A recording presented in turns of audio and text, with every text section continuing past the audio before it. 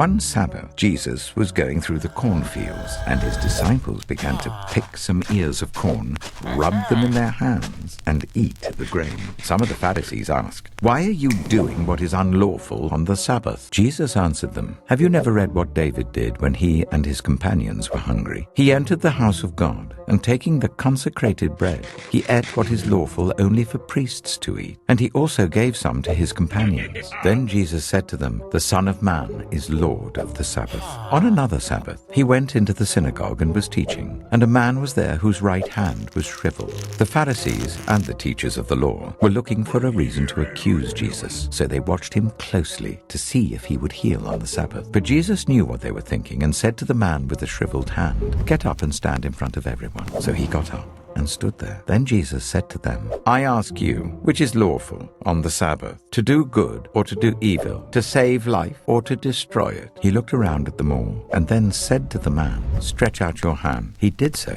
and his hand was completely restored. But the Pharisees and the teachers of the law were furious and began to discuss with one another what they might do to Jesus.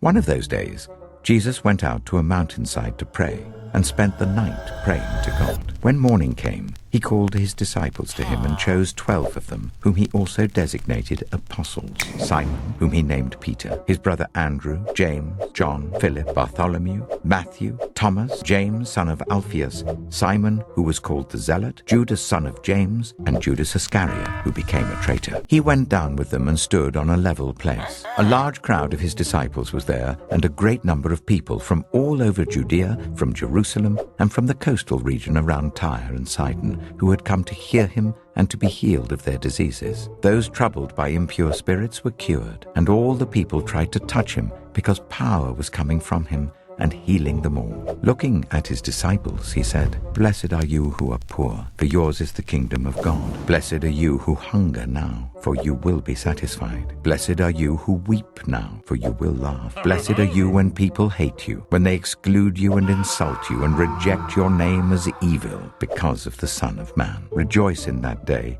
and leap for joy, because great is your reward in heaven, for that is how their ancestors treated the prophets. But woe to you who are rich, for you have already received your comfort. Woe to you who are well fed now, for you will go hungry. Woe to you who laugh now, for you will mourn and weep. Woe to you when everyone speaks well of you, for that is how their ancestors treated the false prophets.